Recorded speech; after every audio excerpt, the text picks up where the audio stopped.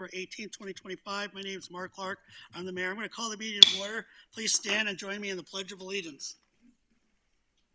I pledge allegiance to the flag of the United States of America and to the republic for which it stands, one nation, under God, indivisible, with liberty and justice for all.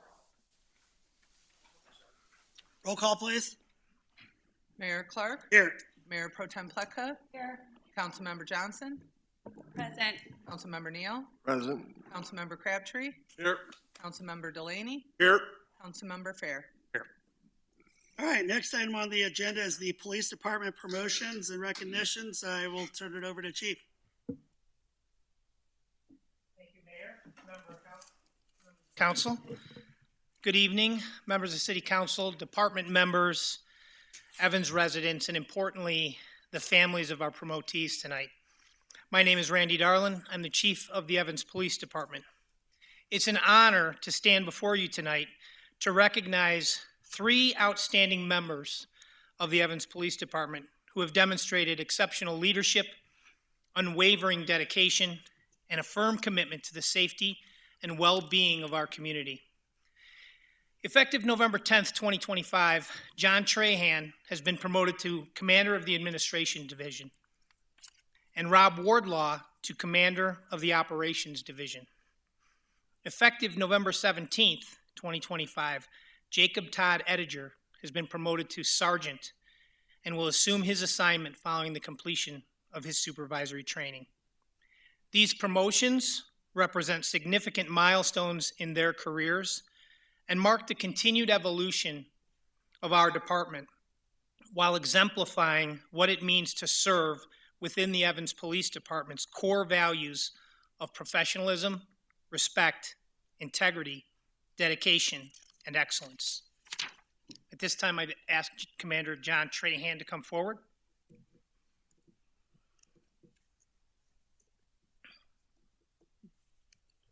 Commander Trahan began his service to this police department in 2003 as a reserve officer, becoming a full-time officer in 2004. Throughout his career, he has continually sought growth and taken on demanding roles, including 2 years with the Weld County Drug Task Force, 7 years on the Weld County Regional SWAT Team, and 11 years as a department firearms instructor. John progressed through the ranks, becoming a master police officer in early 2016, and then being promoted to sergeant in December of 2016. His leadership and commitment to professional excellence is unmatched. In 2021, John was assigned as an investigation sergeant. He led the investigations unit for 4 years and oversaw more than 400 major criminal investigations. Earlier this year, he stepped into the acting lieutenant role, where he continued to set a strong leadership example, leading to his promotion to commander. His exemplary service has been recognized with a Chief's Citation, 3 Meritorious Service Awards, a Life-Saving Award, and a Distinguished Medal of Valor. He is also a graduate of the Northwestern University of School of Police Staff and Command. Commander Trahan now leads our administration division and brings with him 21 years of experience, commitment, and proven excellence. At this time, I'd like to invite Commander Trahan's family up to the front for the pinning of his badge.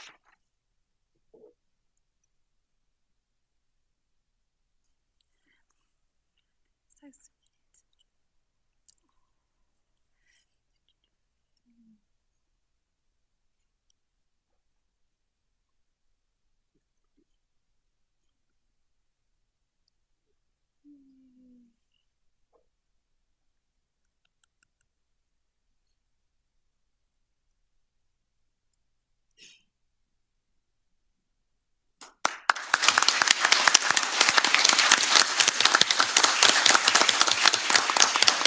I'll ask Commander Rob Wardlaw to come forward.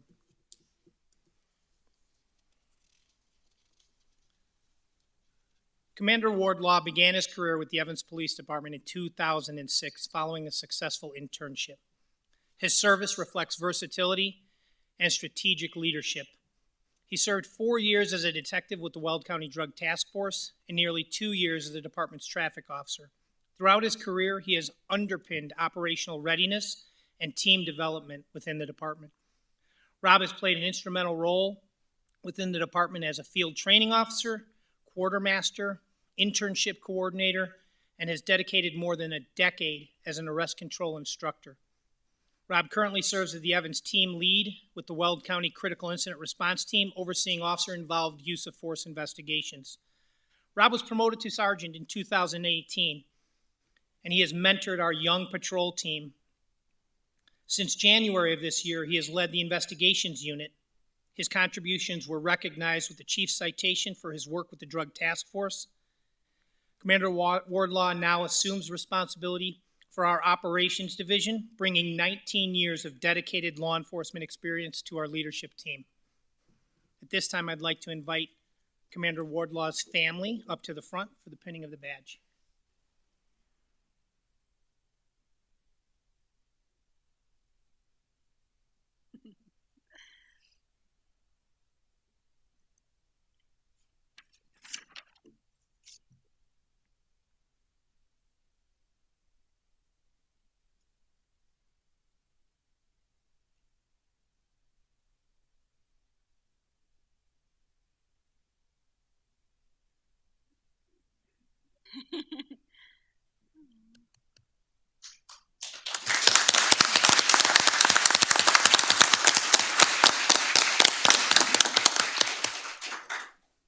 At this time, I'd like to invite Sergeant Jacob Todd Ettinger to the front of the room.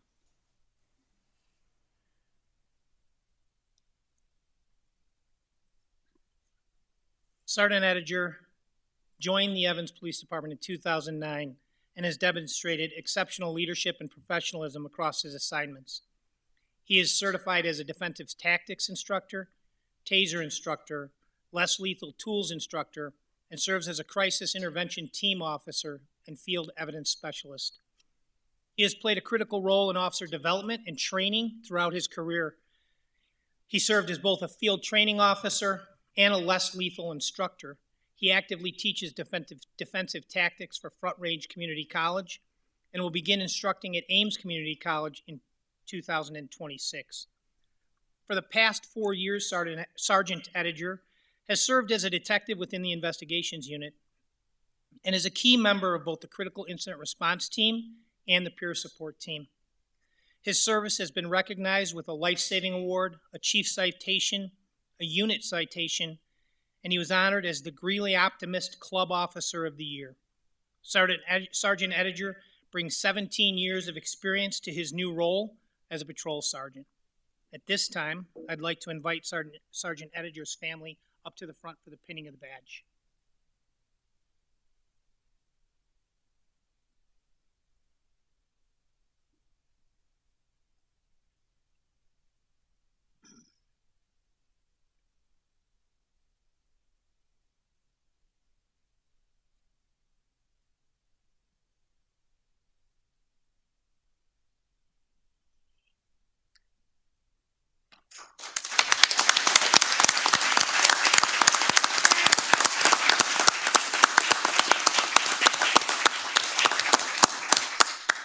At this time, I will invite our municipal judge for the swearing-in ceremony.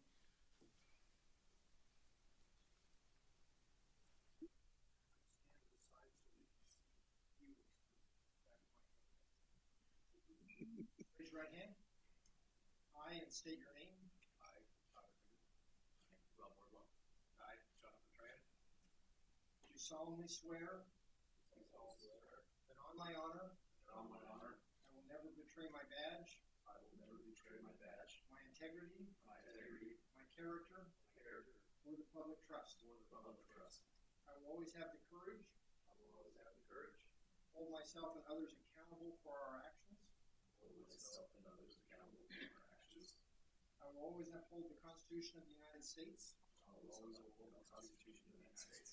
Constitution of the State of Colorado, the Home Rule Charter, and the ordinances of the City of Evans, Colorado, and faithfully perform the duties of the agency I serve. Congratulations. Thank you.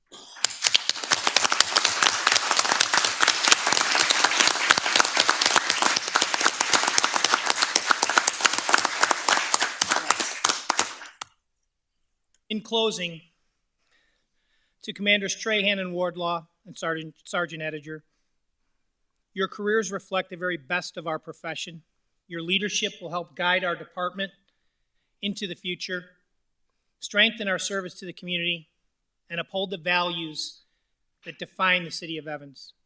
To your families, the Evans Police Department thanks you. Your encouragement, sacrifice, and support have been instrumental in their success. Without your strength behind them, these achievements would not be possible. Tonight, we celebrate not only their milestones, but also their continued advancement within our department. As these leaders step into their new roles, I have full confidence that they will continue to inspire excellence and serve our community with distinction. On behalf of the Evans Police Department and the City of Evans, congratulations. Please join me in formally recognizing Commander John Trahan, Commander Rob Wardlaw, and Sergeant Jacob Todd Ettinger.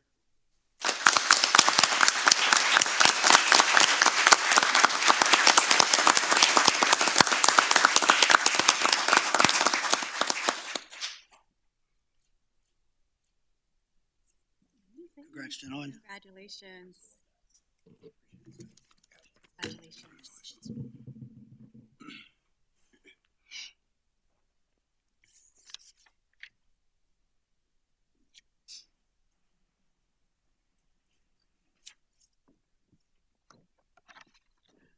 All right, next item on our agenda is we have a proclamation for World Day of Remembrance 2025. And I'll go ahead and read that.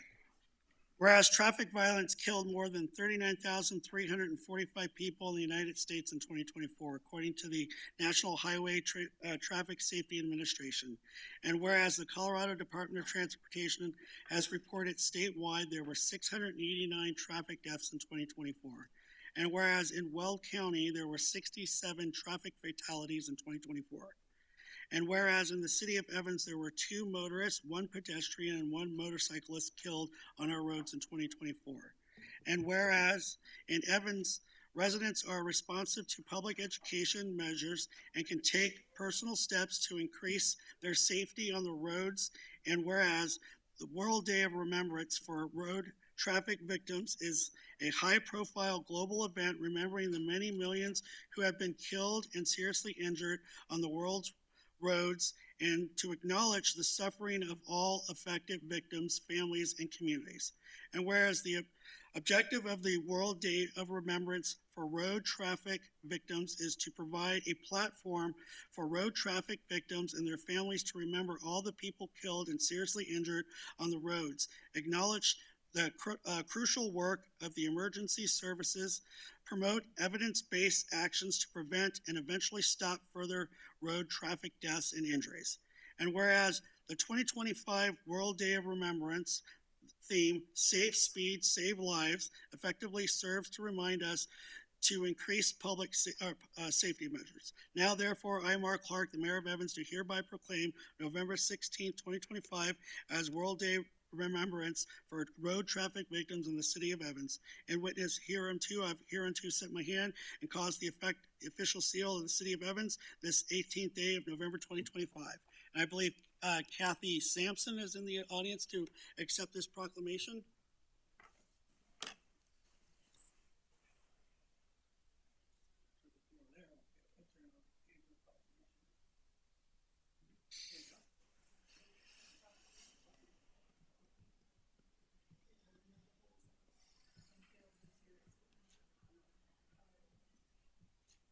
Let's give you a few moments if you'd like to speak there with the podium.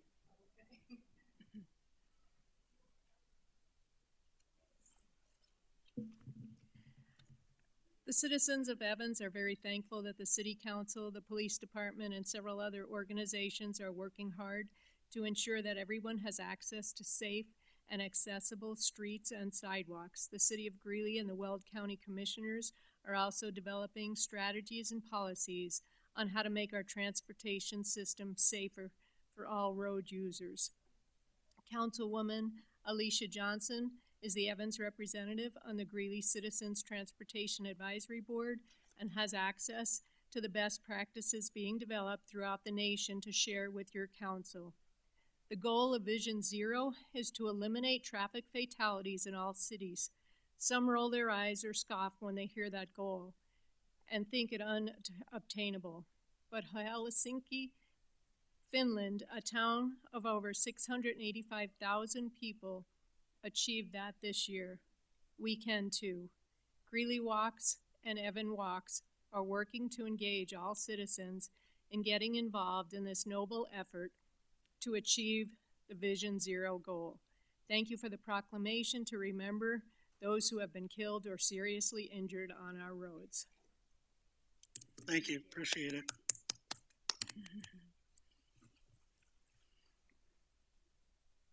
All right, next item on our agenda is audience participation. Is there anybody in the audience that wishes to address City Council on any item that is not on the agenda and or of a public hearing? If so, please step forward to the podium, state your name and address for the record.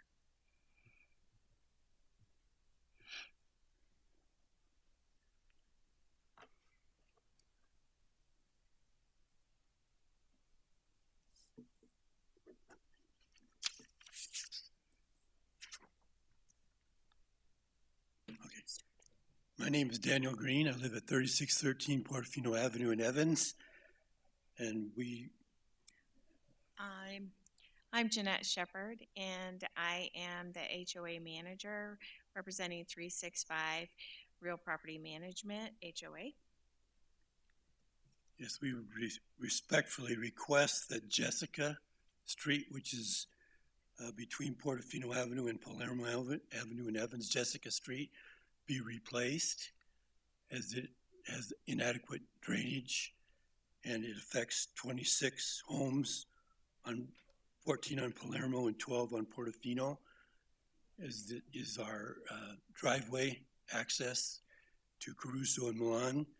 And also the north end of the street has inadequate drainage and it affects the school, which is Ann Hyman Elementary, which many parents use that Milan Street and Jessica Street for access to their school children on a school day.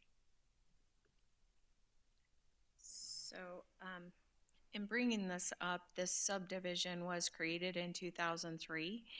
The Jessica Street was deemed in the subdivision as a street and was registered to have storm drainage, curb and gutter installed. It never happened, and so for the last 20 years, this subdivision has been fighting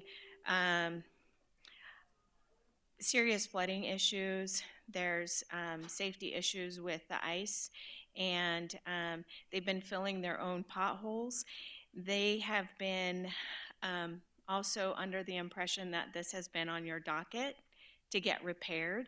So they have not done their driveways, patiently waiting for the street to get repaired with the way that it was supposed to be, so that it didn't affect their driveways, because they knew their driveways were going to get affected with this. So this has been an ongoing situation, and after having conversation with your city engineer, understood that this has not been on your docket, and so we're bringing it to your attention tonight. Great. We have all the supporting documents here that we will be leaving with you so that you can review, and my contact information as to what your findings are, and hopefully we can hear something by the next week or so. Can't guarantee that, but we'll take a look at it. If you want to leave your documentation with the city clerk over there, she can disseminate Perfect. that to us. Thank you. Okay, thank you. Are you also able to add, provide my information to them as well? Provide my information, since they're on my ward. Thank you. Thanks.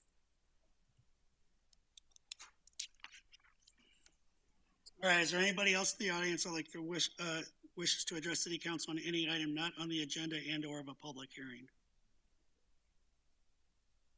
All right. Seeing none, we will move on to approval of the agenda. Madam Clerk, any changes to the agenda? No, Mayor. All right, I would entertain a motion.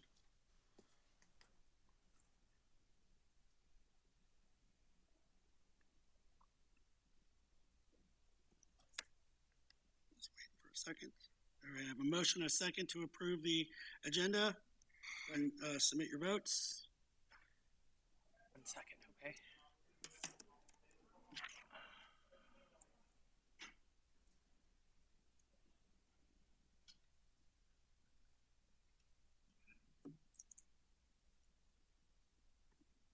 Fred, do you want me to cook yours for you? No problem.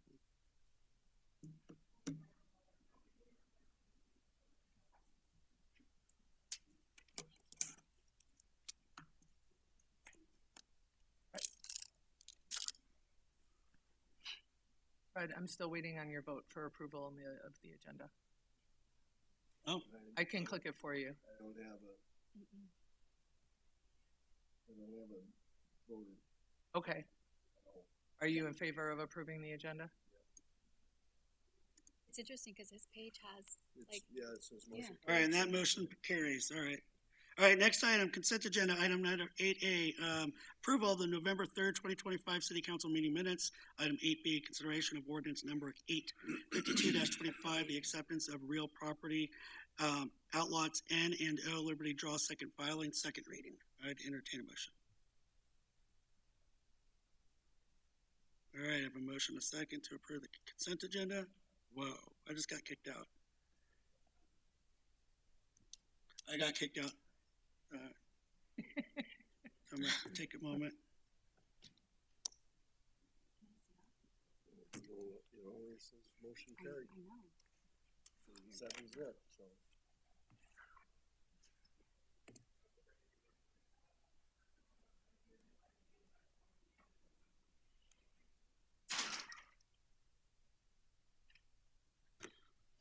Conflict of interest. Okay, Fred, are you?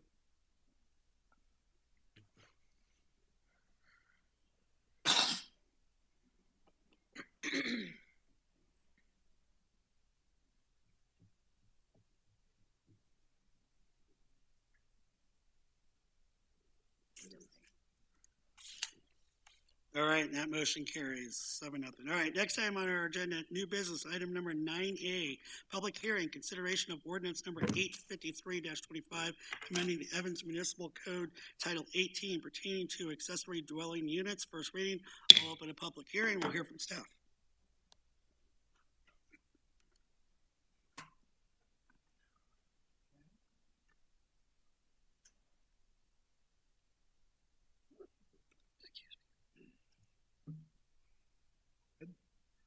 You should have something that on your screen that says to click it.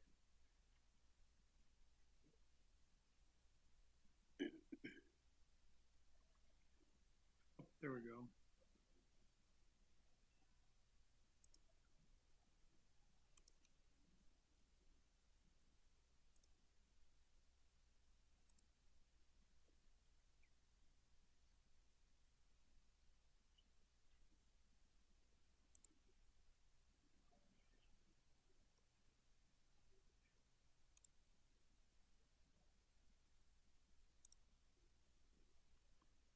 Okay, I think we're ready.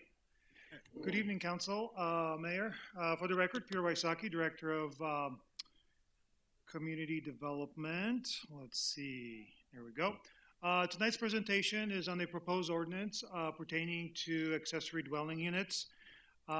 Topics we will cover, we'll go over some background information, some history on the changes in state law, current standards in our land development code, and go over some of the highlights of the proposed ordinance. But first, I would love to take the opportunity to discuss some common terms used in housing discussion, and there's a lot of discussion about housing attainability and what is affordable housing and what is not. So this slide really is just a, if you will, just an FYI of what affordable housing means versus what's attainable housing, kind of how all of that relates. So typically in the world of housing, affordable housing, I call it with a capital A, affordable housing, is housing that is designated for families that make less than 80% of the area median income. And I'll go over that in a second, what that is. Attainable housing is really housing that is deemed affordable or where families spend 30% or less of their income on housing. So attainable housing may mean a different price point depending on the level of income. That also includes families above the 100 or above 80% of the AMI. And that's typically, called missing middle. Missing middle housing is commonly referred to families making between 80 and 120% of the AMI. And the reason that's important because there's a lot of federal programs available to help fund and finance affordable housing that is income and deed restricted for families making 80% or less. Missing middle is your, price point where families or individuals make more than the 80%, but still find challenging to find housing. That would not be considered house burden or payment burden, meaning spending more than 30% of their income on housing. That's kind of generally defined as being house burden if you're spending more than 30% of your income. Workforce housing is really contextual. It applies to typically the workforce that's identified in a particular community, in a particular city. A good example of that is, let's say, mountain communities and ski resorts that are struggling to provide workforce housing for the individuals that are employed in that area. Workforce housing can also mean housing for police officers and teachers, or in large industry that is present in a particular community. So workforce housing is just a general term related to providing housing that individuals and families that live in a community can afford that community, or the home prices that are available at a particular city or community. AMI is a very common term used to identify what that threshold is of 80% or less. And that's area median income, and that is the midpoint of a 4-person household. And I'll get into that because all the percentages are based on household size. So the larger the household size, the threshold increases, right? Because there's more potential to earn income in that particular household. And then kind of the more very common term used is LMI, low to moderate income, and that's again families or individuals making 80% or less of AMI. So this is just an educational information for you. As we talk about housing, obviously there's a lot of discussion at the state legislature about providing more affordable housing. Many times it's often referred to as attainable housing, but really it's the entire spectrum of housing to meet communities' needs. Okay. So these are actually for fiscal year 2025, and these are defined by HUD, and they're followed very strictly when developers build quote-unquote affordable housing, when individuals qualify to be able to rent or purchase affordable housing. It is all based on that AMI. And that varies based on the metropolitan statistical area. We're part of the Greeley MSA. So this identifies those thresholds. In order for someone, let's say, to qualify as 80% or less, which would be the median income level, for a family of 4, that is $90,900. For a single person, in order to qualify for quote-unquote affordable housing, that individual, that one-person household, would need to make $63,650 or less, right? And then HUD defines very low income and extremely low income because there's different programs and different, some communities implement programs specifically targeting the very low income and extremely low income, right? Those are your typically entry price points for individuals leaving homelessness, permanent supportive housing, people on that are at the poverty level. So there's different thresholds and there's different programs that developers and um, housing organizations receive funding based on the level and the amount of housing they provide per each of that category. So this is just an information, really not directly related to our ordinance, but I thought this would be a great opportunity to offer you that information. Any questions so far? Great. So we went over this a few months ago about accessory dwelling units and the recent change in state law, but again, just to reiterate, what is an accessory dwelling unit? And it is basically a second dwelling on a single lot that includes your typical living accommodations, including a full kitchen. Now, there are scenarios where you may have a basement with a wet bar. You may have a guest suite, right, with a bedroom and a bathroom. But typically, unless there is a full kitchen, so a stove, refrigerator, and so on, it does not qualify as a dwelling unit. So in order to have a full dwelling unit and rented as such, there typically needs to be a full kitchen. And of course, bedrooms have to have proper egress windows, then get into that technical fire and building code requirements for egress out of a bedroom in order for it to actually qualify as a bedroom. You've probably maybe seen houses are being rented or sold that have a study room or a bonus room. Unless they have a window, they technically are not a bedroom, and of course a closet. And those are kind of the two thresholds to qualify as a separate bedroom. Accessory dwelling units are again, it's a second dwelling on a single lot. So once that, if there is a detached dwelling unit and the property is split into half, let's say, then that accessory dwelling unit becomes the primary dwelling unit because it is the only one on a single lot, right? So think of this quite not like a duplex, but from a practical perspective, it is, with the exception that the accessory dwelling units are typically smaller or subordinate to the primary dwelling unit. Okay. Again, and ADUs can be integrated into the house itself, the primary house. So let's say a space above an attached garage or in the basement. They can be detached. That's a very common method, particularly in older neighborhoods that have larger lots. You have a detached garage, and then you can have, living space above that garage.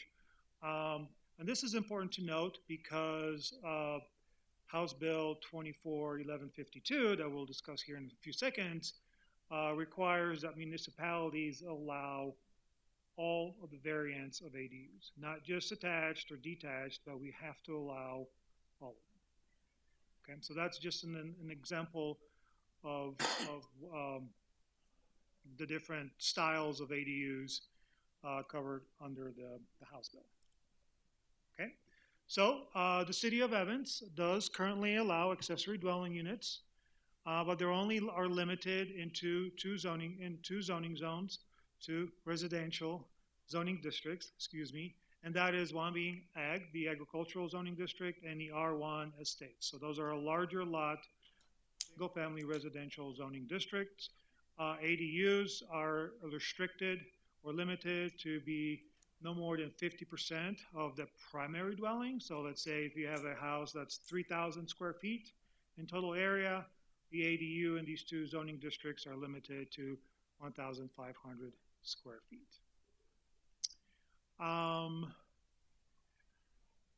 There's a requirement for additional parking. They have to be architecturally consistent with the principal dwelling and meet all the applicable residential design standards that may apply to the principal dwelling unit on the property. We don't regulate architectural standards for single-family residential development, but of course we do have dimensional standards, which is like building setbacks and building height, right? So those are commonly referred to as dimensional standards. So we are meeting the new state statute to some degree, but we are not in full alignment. Okay. And we went over this a few months ago. Why are ADUs such a big topic of discussion, particularly at state level? Again, it's a method, it's seen as a method to increase housing supply without the need for additional development, sprawl, if you will, subdivision of land. It's seen as a method to provide residences that can connect to existing infrastructure without needing to extend municipal services to new subdivisions, and so on and so forth. There's general sense that there's a shortage of housing inventory throughout the country, but certainly in state of Colorado and along the Front Range. And because of our increasing housing costs and our incomes are not keeping up with the increase in housing costs, the state felt that this is of state interest, and therefore HB 1152 was proposed and ultimately passed, of course, signed into law by the governor. But there's a number of other bills that were introduced dealing with removing barriers, if you will, to developing multifamily projects, particularly multifamily projects along transit corridors with 15-minute or less headways, or basically the frequency of bus routes and light rail, and allow the cities to also adopt transit-oriented development type zoning where you can provide denser development in those corridors. Again, this bill does not address that, but there are a number of these housing bills and land use bills that were proposed by the state. So we went over this again. Is this really successful? There's no data that strongly supports that ADUs reduce cost of housing because ADUs are typically not income or deed restricted. If one of you were to build an ADU, there is not a requirement for you to rent that ADU to a low to moderate income family or an individual. It is housing option. It is potentially can include inventory of rentals into the market. But quite frankly, in City of Evans, we don't see that as we just haven't seen ADUs at all. In the last 2 years, according to staff, we have not had any applications for ADUs themselves. Now, we've seen building permits for remodels to provide, to finish out a basement, convert a garage to living space, but not what we would call an ADU. So the impacts the practical impacts to the City of Evans with this ordinance are minimal, but nonetheless, it's something that we have to evaluate and act whether or not we want to expand our allowance. Concerns with ADUs, again, there's been some neighborhood opposition throughout the communities, particularly in the Front Range, that ADUs can change the character of a single-family residential neighborhood because now there's an opportunity to densify it, to make it more, have more units, more impacts on parking, impacts on stormwater drainage, just unplanned density that when the subdivision was originally developed and laid out and then infrastructure sized, it was based on that single-family character. Right? Again, not anticipating that this will be a high impact to Evans, but nonetheless, it is a very common sort of theme and concern that's been raised by neighborhoods and, quite frankly, by cities when the bill was proposed back in 2024. So, the bill was passed in 2024.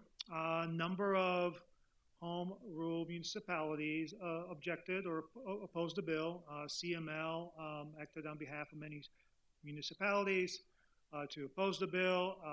primarily not necessarily the disagreement on the concept of ADUs, but states, there was a question of states' authority regulating local land use control.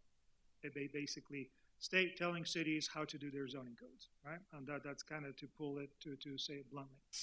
Nonetheless, the bill was passed, signed into law by the governor, and now cities that would have a population of more than 1,000 and are within an MPO, Metropolitan Planning Organization, are subject to this bill, and we must at least have an opportunity to present the ordinances to our governing bodies, and then report to the state on whether or not our city has adopted the ADU regulations or not. ADUs must be allowed in all zoning districts that allow single-family residential dwellings. They have to be approved administratively. There are some municipalities, not only in the state of Colorado, but throughout the country, that ADUs were permitted, but they were permitted, let's say, through a special use permit that required a public hearing. So the bill prohibits municipalities to hold public hearings. They basically are reviewed administratively, we can ask for a permit. In addition to a building permit, we can ask for a land use review application. We cannot add additional standards to ADUs beyond the standards that apply to single-family residential dwellings. So if we don't have architectural standards for single-family homes, we can't then have architectural standards for ADUs, right? But they have to comply with the dimensional standards. And we can't ask for additional parking, nor can we ask that one of those units be owner-occupied. So in theory, both units can be rented out.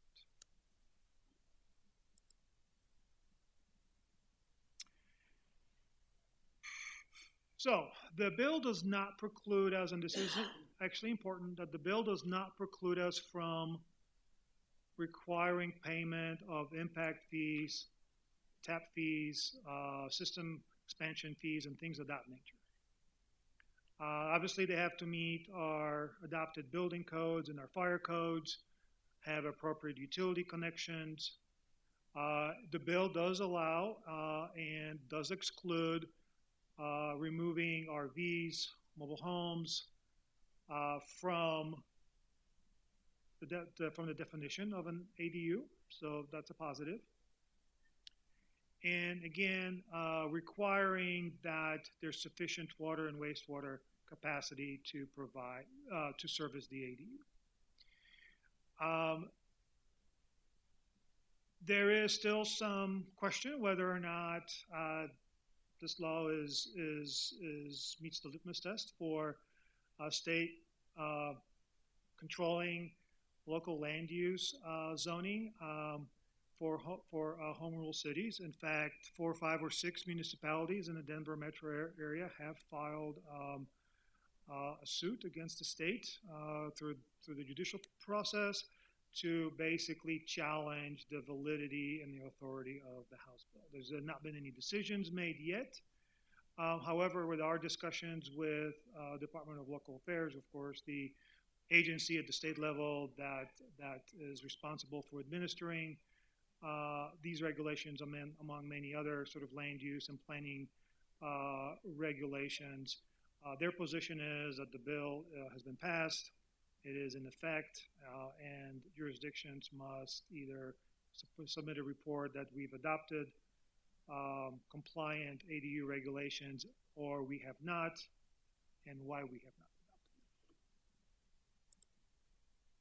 So, just a quick summary of the ordinance.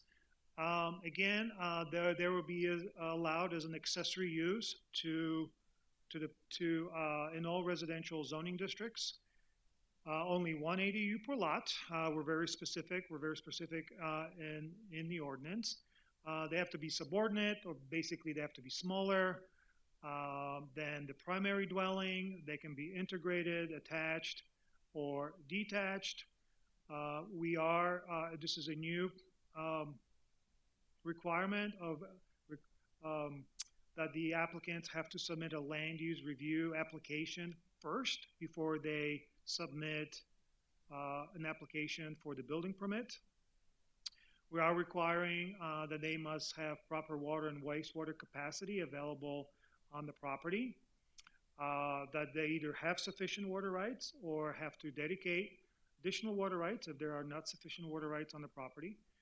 They have to have proper grading, of course, subject to all applicable impact fees, and must comply with building and fire codes. And I think some of these requirements, I think, certainly protect the city, certainly protect our infrastructure, but also make it, quite frankly, very costly, unfortunately, or fortunately, I guess, that complying with these standards, we don't see that there will be a lot of applications to do this because, if there's not sufficient water rights, then the homeowner would need to go and acquire an appropriate water right? So that would be a requirement before we go through final approval. So this illustrates the review process based on the proposed ordinance. The area in the red box indicates the new process that has been added to the code under the proposed ordinance. Again, the application for an ADU permit, and then administrative action, either approval or denial, approval with as submitted or with conditions or denial. But this will go through the same process as a commercial building would. We would accept the application at the community development office, send the application to our referral agencies for their comments. Comments will be provided back to the planning staff. The determination would be made whether that the ADU permit can be approved, conditionally approved, or denied. If it's approved, then the process goes into the building permit review stage, right? So review for building and fire codes again, then issuing the building permit and inspections, and then final inspection and CO. If the ADU permit is denied, or the applicant feels the conditions they're aggrieved by the conditions, then they can appeal that action of staff to the Zoning Board of Appeals. Basically, the Planning Commission, seated as the ZBA. That is very similar to when we review a site development permit. Our action can be appealed to the ZBA. So we kind of model that after that administrative process to offer that due process to the applicant because of the introduction of these new steps. That process currently does not exist in city code. Applicants for ADUs now basically would start at the application for a building permit. So that land use review, that is when we would review a sufficiency for water and sewer connection, water rights, grading, drainage, those sorts of land use development review related items before they go to the building permit. Okay. These couple next slides. So this is the area where ag zoning and R1E are within our city limits. So the pale sort of green is the ag zoning district. The pale yellow is the R1 estates. So not a great amount of area within city limits. This map illustrates the areas now where ADUs would be allowed. So sorry about the whole kind of lighter color yellows, but it basically expands across all the zoning districts that allow single-family dwelling units. And that's pretty much all our R1 districts, low density, medium, and high. Of course, those also allow multifamily residential development. But again, multifamily residential development, vacant lots, if they were to develop as a single family, obviously we would have a building permit. If it was a multifamily development, obviously it goes through that site development review process, so on and so forth. So again, the ADU permit would follow the same process that a commercial development would. So obviously, this expands the geography, if you will, of where ADUs would be permitted. Okay.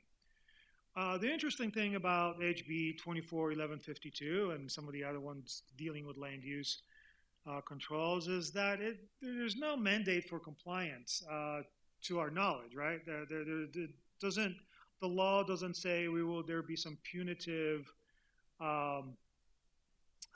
fines levied against cities. So compliance is unclear, and I think that this is where those lawsuits will be very interesting to the results of that. Because what if we don't do this, right?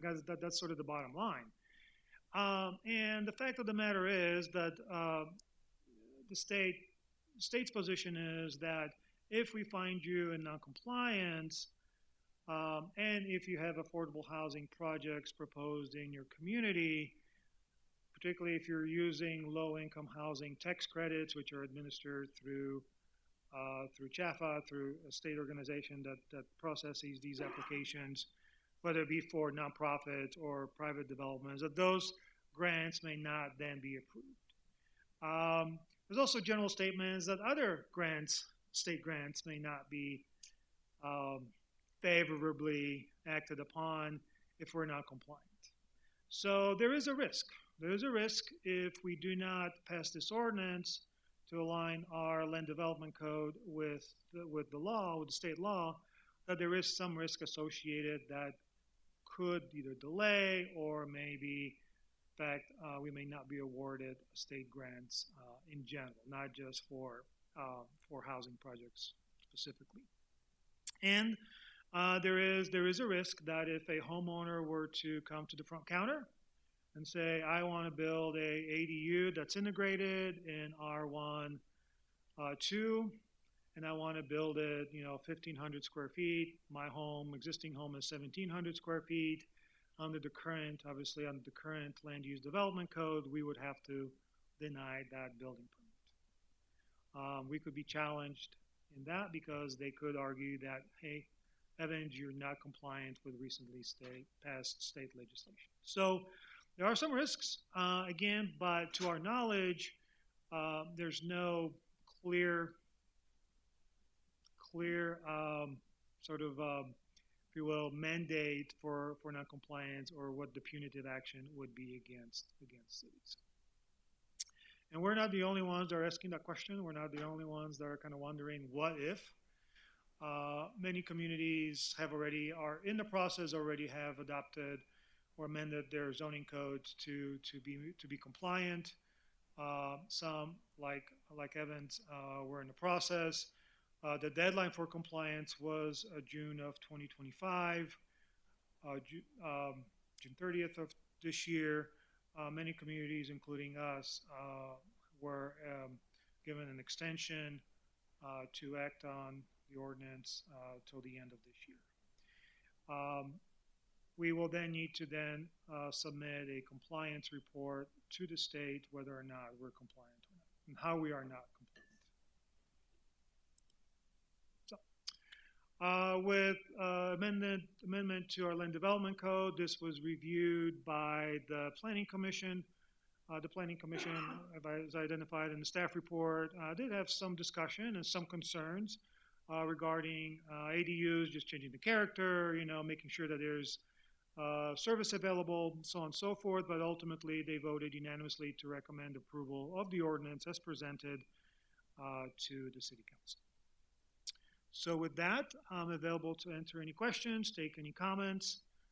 Of course, this is a first reading, and we'll come back for a second reading in 2 weeks. All right, if you have any questions first, please use your request to speak button. All right, so I do have a question for you. So if there's no consequence of not adopting this, and there's court challenges already in the process, why don't we wait? What's the purpose of bringing it now? Wouldn't it be best, in my opinion, it would be best to wait till those court challenges play out. If it gets overturned, then this ordinance is mute. And that's a great question. I think from staff's perspective, it would be, I guess, unprofessional, I guess, to say that we would not bring this before you to make that policy decision, whether to adopt it or not. If you choose not to adopt it, then certainly we will report that to the state. But from a staff's perspective, it's our responsibility to bring to you, right, what the state mandate, quote unquote, mandate is, and what their sort of expectations and requirements are. Certainly, this is a policy decision. This is a legislative item. You can choose not to adopt the ordinance or delay the adoption to a later date, and we can go from there. All right, thank you. But Cody had it. Yeah, I just have real quick to follow up on that. As city manager, I have a professional obligation to bring this to you before the deadline for council's consideration of this policy decision. So that's what we're doing tonight. I realistically see three paths forward that the city council could consider. Number one, you could vote yes with this ordinance, and you could adopt the model code as presented by staff.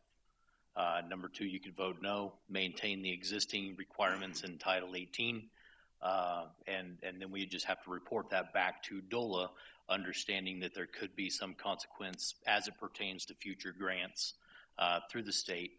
And number three, I think it could be tabled until a later date after the courts have decided on this existing lawsuit.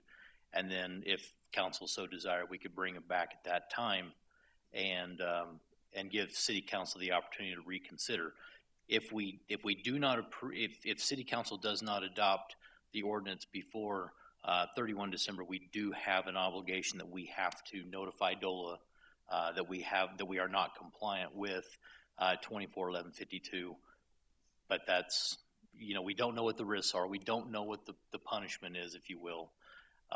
It's just that's just something that we would have to do. So those are realistically your three paths forward that I see for council's consideration. Great, thank you. Mayor Pro Tem? My question is for you and probably Drew. If we do pass this, do we have the ability to put a caveat in there that if those lawsuits go through and they're successful, that then we would, in essence, change our mind? Or would it just be pass it and then we could come back and look at it and change it? No, that would be an ordinance that would be adopted and put into the code, and then you could repeal it if you wanted to at a future date, but not condition the ordinance on the outcome of litigation that my understanding isn't directly related to this bill, but a series of bills that have been adopted by the legislature that have been challenged by several municipalities. The outcome of that litigation would affect the enforcement regarding this bill, but the answer to that is no, not conditioning it. But you could repeal. And do you know how long these lawsuits are going to take? Could it drag out, or is this something that would be figured out relatively shortly, like 6 months to a year or less? I cannot say. It could be years.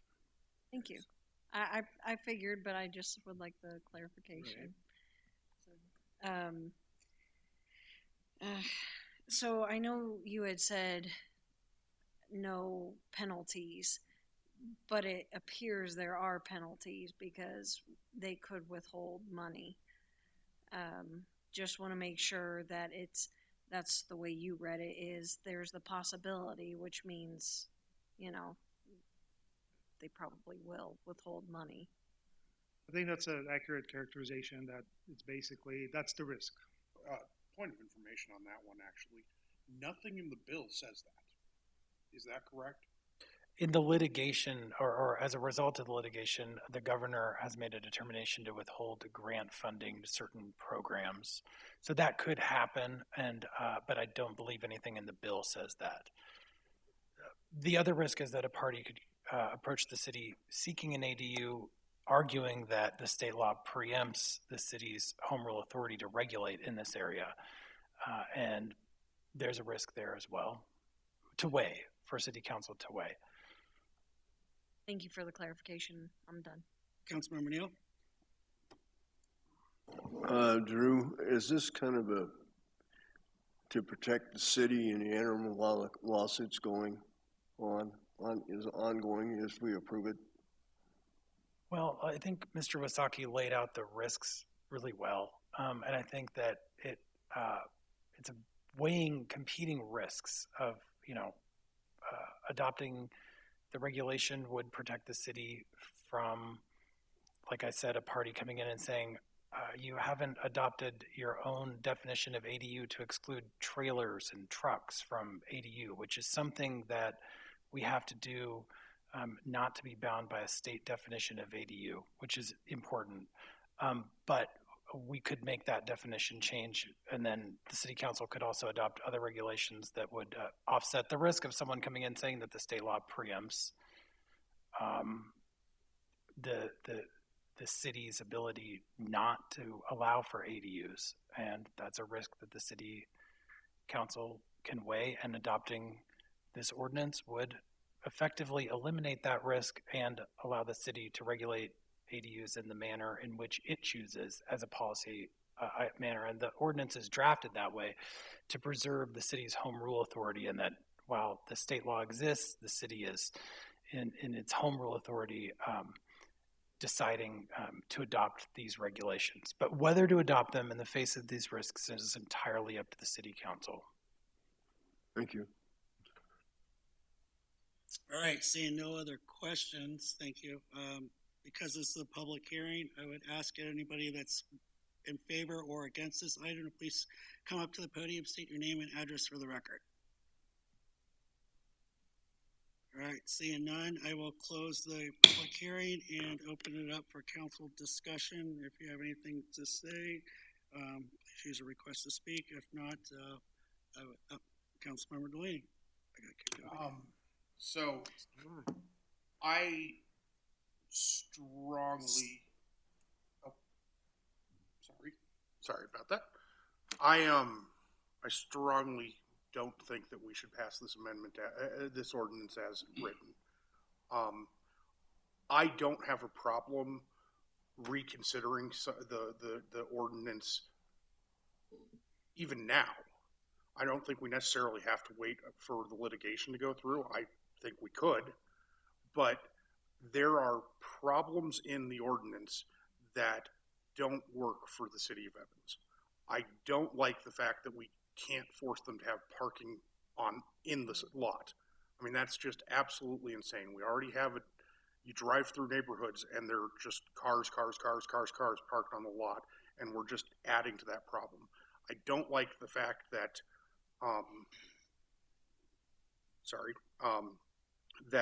this is a weird one. We didn't even cover it, but we tell HOAs that they can't even say you can't have an ADU.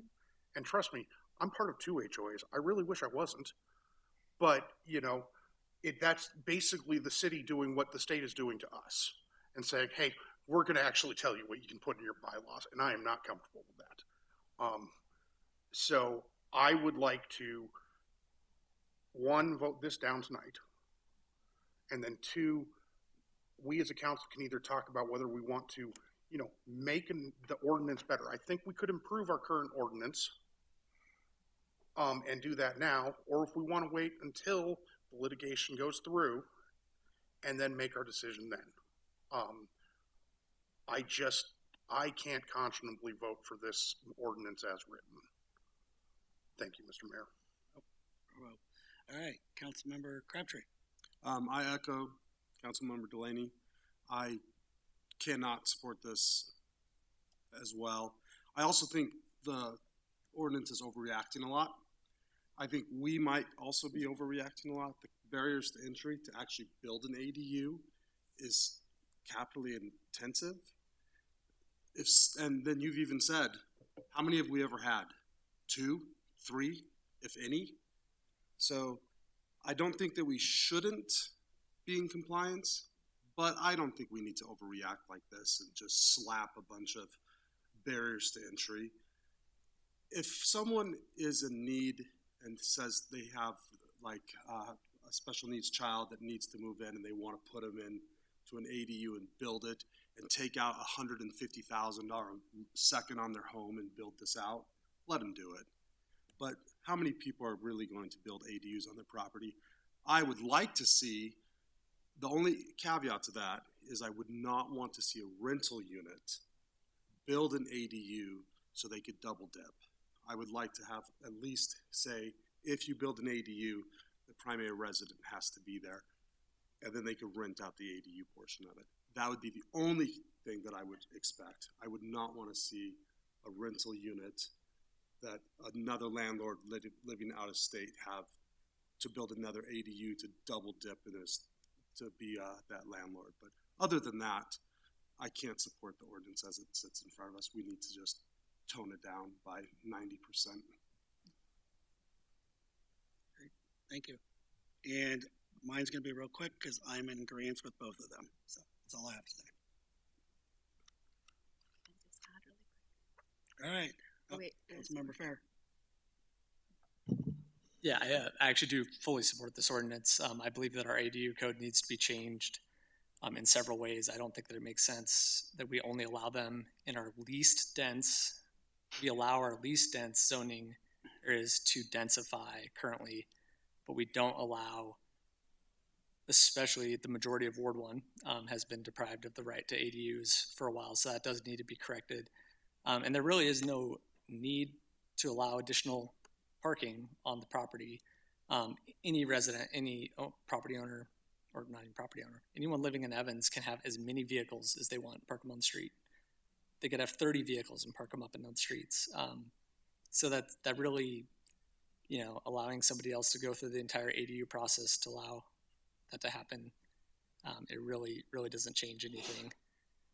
Bless you.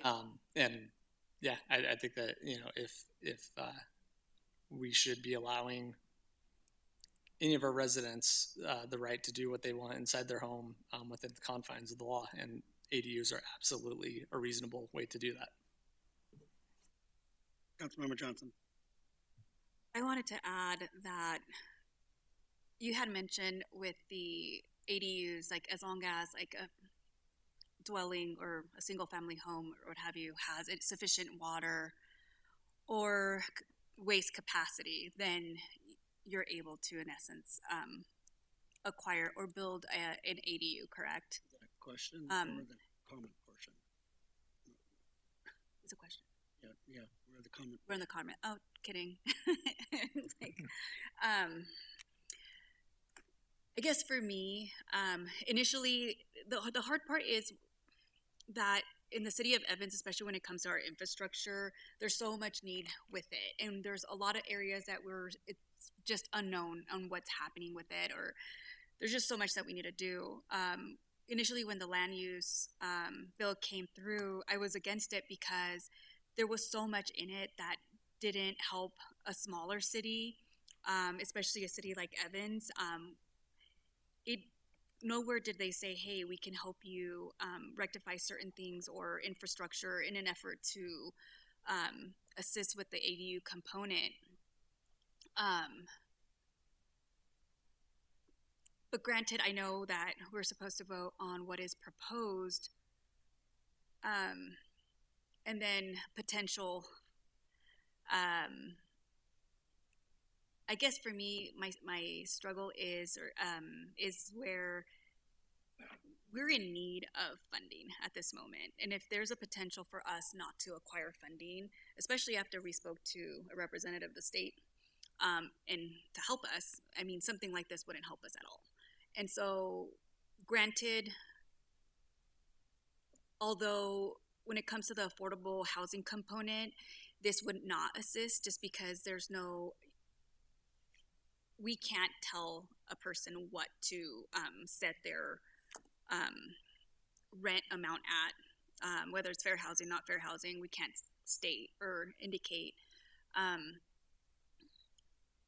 But again, mentioning the cost of how much it is to actually add an ADU, it's quite a lot. But I feel that if someone is able to, especially like in the east side or even on the west side of Evans, then I'm for allowing them to do that. Granted, I would change certain things in the ordinance, but I would pass it. I would be in favor to pass it as proposed. Thank you. All right, seeing no other additional comments on there, I would entertain a motion. Up, there, Councilmember Neal. Yes, if we reject this, I'd like to be able to put in, when the staff sends a paperwork to the state, the reason that we are rejecting it is because of the lawsuit. That may placate the governor. I don't know. That's it. Okay, great. Thank you, Councilmember Neal. All right, seeing no other additional comments, I'd entertain a motion.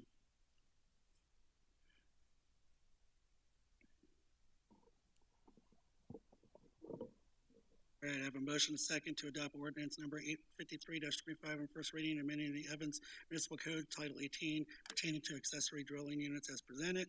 Go ahead and submit your vote. And that motion is defeated 2-5. All right, thank you. Appreciate it, Peter.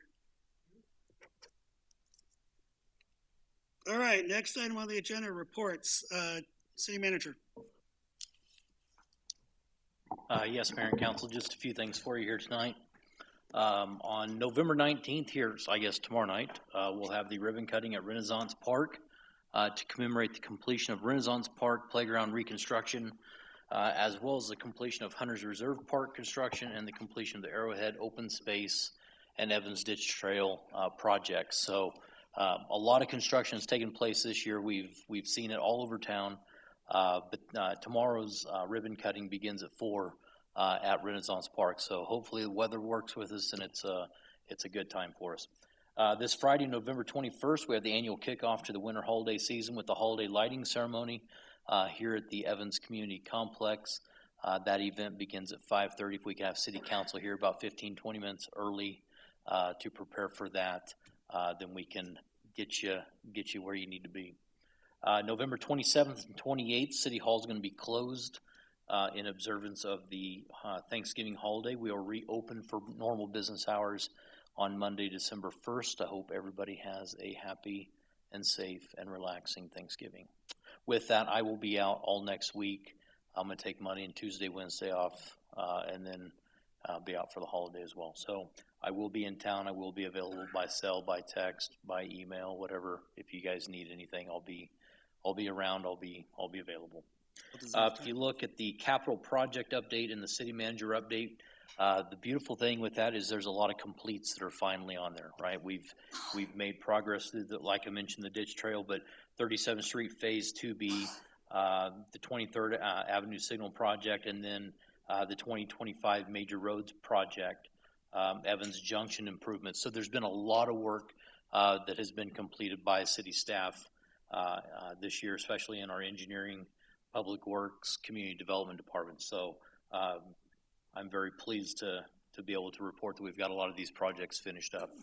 Eastside Storm Sewer, we're gonna have a little bit more information coming to you here in the near future, hopefully, so we can decide what the future of that project looks like. State Street Sanitary Sewer Project, the city's engineering consultant has been re-engaged to advance the design from 60 to 100%.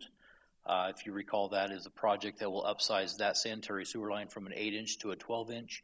Not only does it benefit that part of town, but it also helps and supports additional development over in the Evans Junction and the Randy's Diner site. So very critical line. We're trying to get that engineered, get the engineering completed as quickly as possible. Probably Q1 2026. Then we can roll into bidding that for construction thereafter. Let's see, street sweepers. Much of this year we've been without street sweepers, and I'm sure you've seen a little bit of debris in the gutters. I'm pleased to report to the city council. I'm almost nervous to report because that's typically how it starts. But both of them are running right now. The Elgin, we received the Elgin. It is doing a fantastic job. And dare I say the Schwartz is even doing a fine job as well. We've had both street sweepers out throughout the community trying to get things cleaned up. If you haven't noticed, we've been hitting Highway 85 pretty hard as well, trying to get that cleaned up. I know the operations team has been busy going around town, getting the gutters clean, getting 85 clean. That's one of the things that we want to focus on is better aesthetics on 85, getting it mowed, getting the stormwater taken care of, making sure that everything drains properly, and certainly that all the sand is cleaned off there. I've also got a number of projects, Public Works Department update for you in my city manager update for you to review at your leisure. Evans Police Station construction update.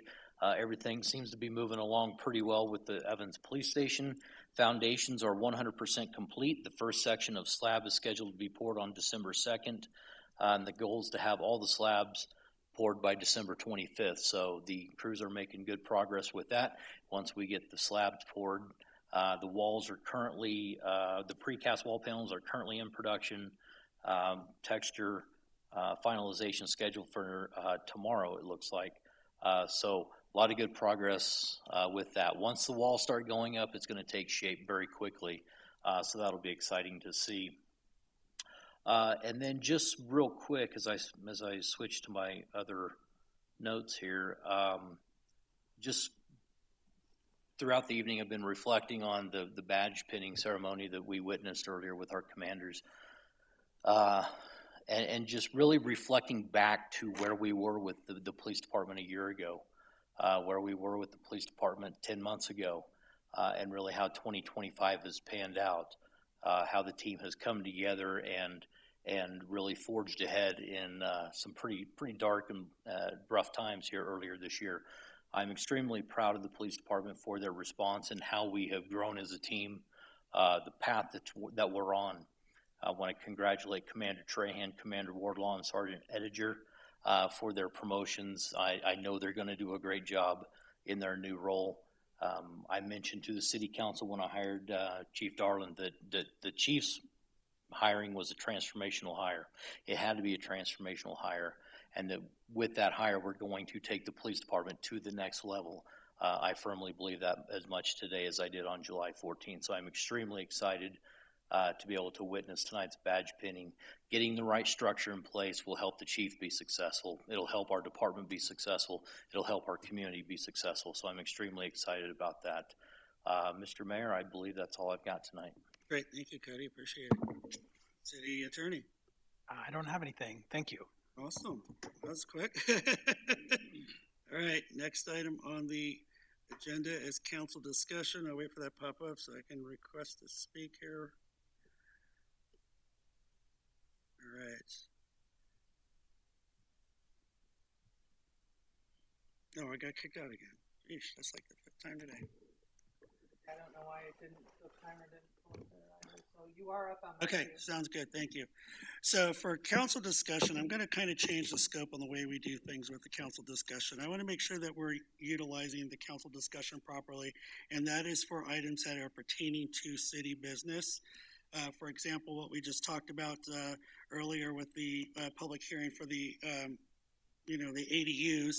Some of us expressed concerns about how the ordinance was written, how we can make modifications. This would be our chance to discuss that, maybe present back to staff if there's a majority consensus to maybe make modifications and maybe have a work session on that before it could possibly come back to the council.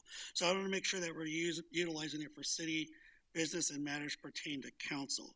Also to give updates on any committees that you may sit on and everything like that. That's what the intent of the council discussion is, and I want to kind of make sure we get back that, and also to give small updates to the city. For example, I want to say thank you to the voters for passing the 1% street sales tax and allowing us the opportunity to continue to make infrastructure improvement throughout this community. So thank you for your trust and confidence in the city and the city council and making sure that we can provide adequate services to the community as well. So thank you. Also want to say thank you, congratulations to the fire district for the passage of your 1% sales tax as well. So that's going to benefit you guys greatly. So I just want to make sure that that's where we're using the council discussion for and going forward. So that's all I have. And since I can't see anything else, because now I'm back in. Okay. I would like to, on the next council session, go into executive session to discuss an employee matter that is not concerning anyone on council. Any elected official. Elected official. An elected official, yeah. Yep. I agree. Just point of order, is there a specific point of order? Is there a specific amount of agreements, people agreeing to executive session, or can one person just raise that? We need Or city council members make a determination about a meeting, then 5 out of 7 or 2/3 decide whether to go to executive session. If a matter is an employment matter or personnel, that person should be named because that person does have the right to make it a public hearing.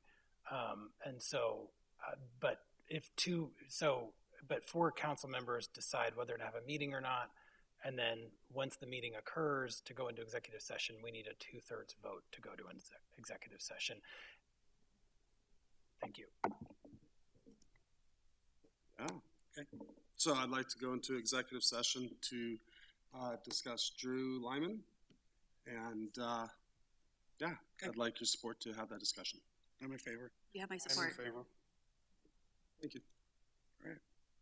Next up, Councilmember Delaney. Yeah, so Mr. Mayor, I kind of think that I disagree with what you said during council discussion so far. Okay.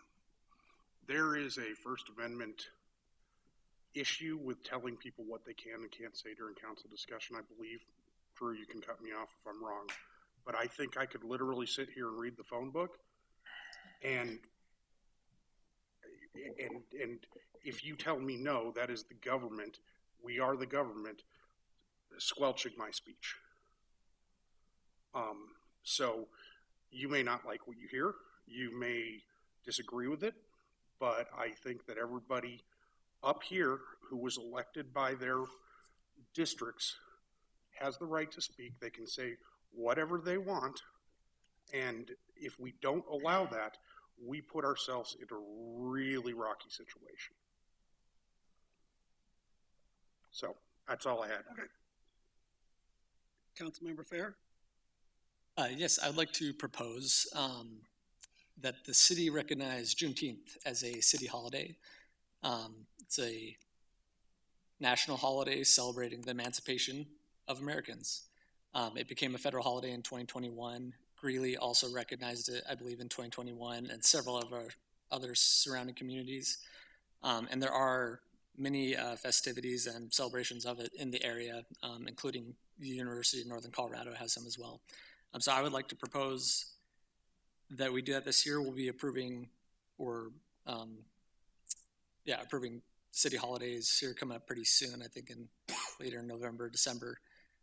And I am proposing that we add a holiday, not change any other aspects to it. I don't believe there's much of a financial aspect to that. For the most part, there might be a few particular employees that receive overtime or something on those days, but aside from that, employees will be paid whether they're here or not. And if we trust our city manager and our staff, they will be getting their job done even with an additional holiday. I agree. Well, if that's the case, then I would also recommend Columbus Day. Point of order, is there for a holiday to be added to the city's calendar? What is needed in order to make that official? It would be a simple amendment to the employee handbook, and I could bring it back and present that to you guys. And would there need to be an amendment to that, or any kind of vote for that? Yeah, we would do it as an amendment to the employee policy. That way, it was documented, and we would just put in there Friday, June 19th for Juneteenth. So, I guess my question to Drew would, Councilmember Fair then have to propose a work session or a council meeting to, or an agenda item in order for that to come to council? It would just be directing me to update the personnel policy, and then I would bring it back at a city council meeting. Okay.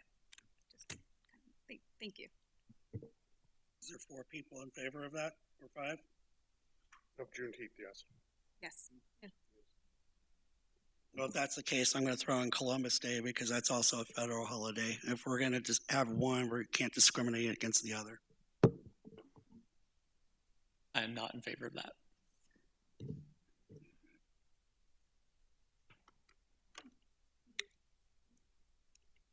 That would be discriminating also those that want to celebrate that holiday as well. I just would like And to that add. is a federal holiday as well. I just would like to add that, as mentioned, there is a procedure in order to affect that change. And so if there is a consensus in that, there's a potential, but so far it seems that there's a consensus in the matter. How about Columbus Day? No. No.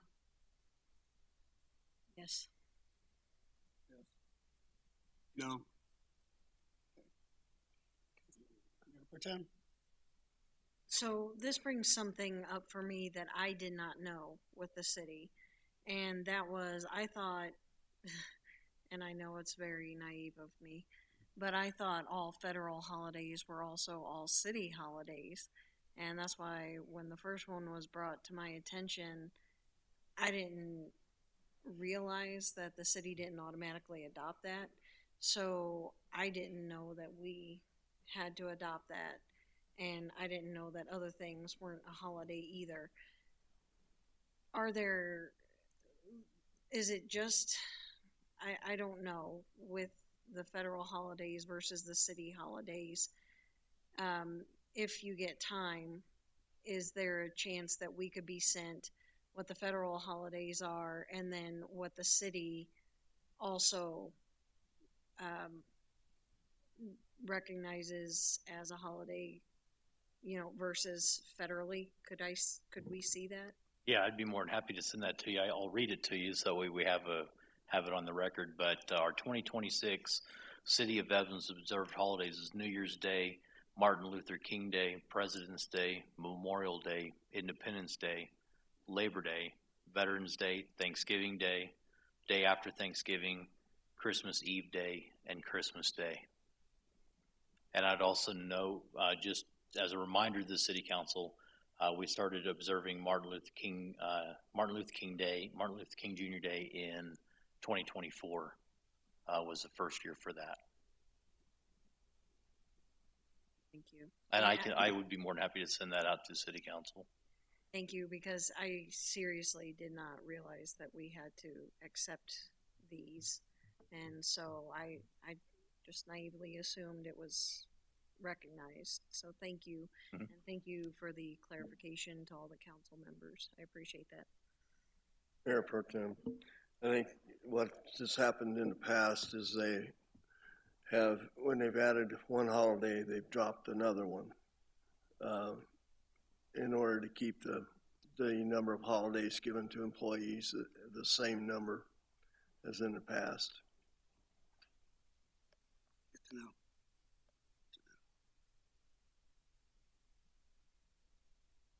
Council Member Neal, was all you had? That's all I got.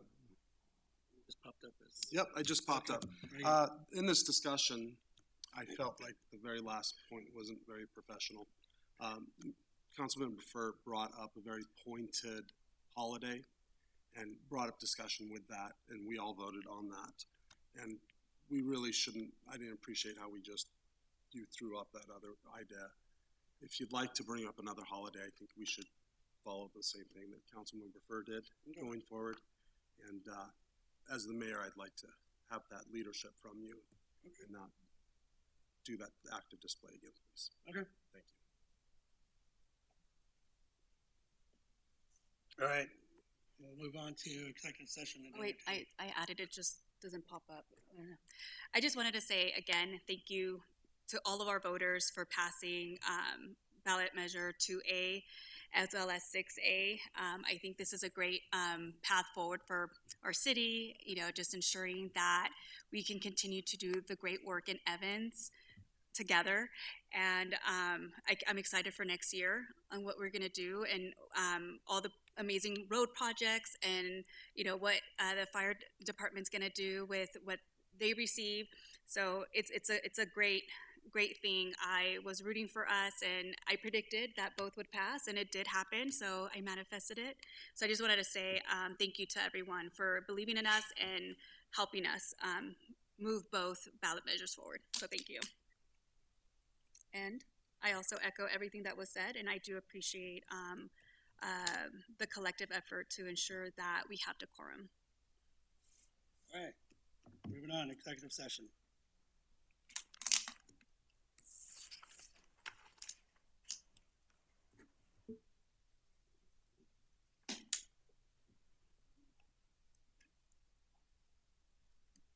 All right, I have a motion, a second to go into executive session pursuant to CRS 24-6 S42 subsection 4E for determining positions and strategies related to negotiating, instructing, negotiating concerning sensitive and confidential potential water and water-related transactions, the disclosure of which could eventually affect the city's negotiating positions. And entertain. All right, that motion carries. We'll go into executive session.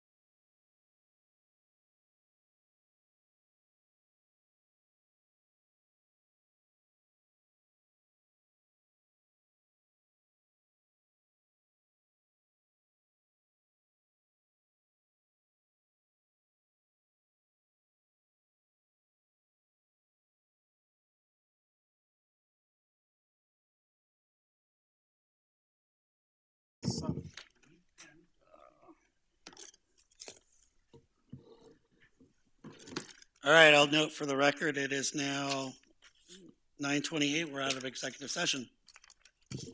And I'll note for the record that the discussion was within the parameters of the statute.